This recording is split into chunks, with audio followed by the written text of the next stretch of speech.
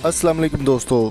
पाकिस्तान और south Africa के दरमियान बड़ा मुकाबला जारी होने में चंद ही दिन बाकी हैं। जैसे कि आपको मालूम है कि पाकिस्तान के नामवर बॉलर मोहम्मद आमिर ने तमाम तरह की क्रिकेट से रिटायरमेंट ले ली थी, लेकिन अब एक फ़ैसला बड़ा सुनने में आ रहा है कि पाकिस्तान के वज़ीर-ए-आज़म इमरान खान के हुक्म के ऊपर और उनके कहने के मुताबिक मिसबाह उल हक़ को बहुत ही ज़बरदस्त किस्म की जो है वो एक पैगाम जारी किया गया है वज़ीर-ए-आज़म इमरान खान की जानिब से। उनका कहना है कि साउथ अफ्रीका के दरमियान जो भी टेस्ट और T20 सीरीज़ खेली जाएंगी उसमें मोहम्मद आमिर की वापसी को यकीनी बनाया जाए, चाहे मिसबाह उल हक़ को उनसे सॉरी ही क्यों ना करनी पड़े। पाकिस्तान और साउथ अफ्रीका के दरमियान 2 टेस्ट और T20 खेले जाएंगे। पहला टेस्ट 26 से लेकर 30 जनवरी तक और दूसरा टेस्ट 4 फरवरी से लेकर 8 फरवरी तक खेला जाएगा।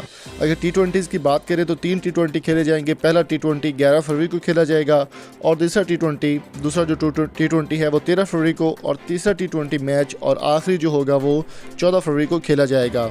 दोस्तों याद रहे, मोहम्मद आमिर ने एक अपने बयान में कहा था कि मिसबाह उल हक़ और उनके जितने भी PCB के मेंबरान हैं उनसे तंग आकर उन्होंने रिटायरमेंट ली है, लेकिन पाकिस्तान के वज़ीर-ए-आज़म इमरान खान की जानिब से ये बहुत ही सख्त किस्म के अहकामात जारी किए गए हैं कि मोहम्मद आमिर की वापसी को यकीनी बनाया जाए, चाहे मिसबाह उल हक़ या फिर PCB के तमाम जितने भी मेंबरान हैं उनको मोहम्मद आमिर से सॉरी ही क्यों ना करनी पड़े।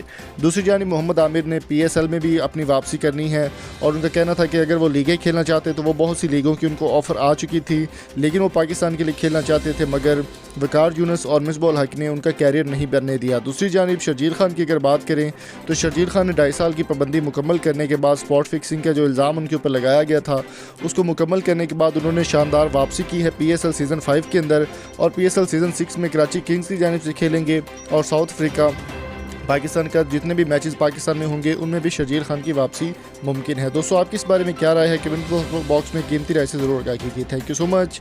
अल्लाह हाफिज़।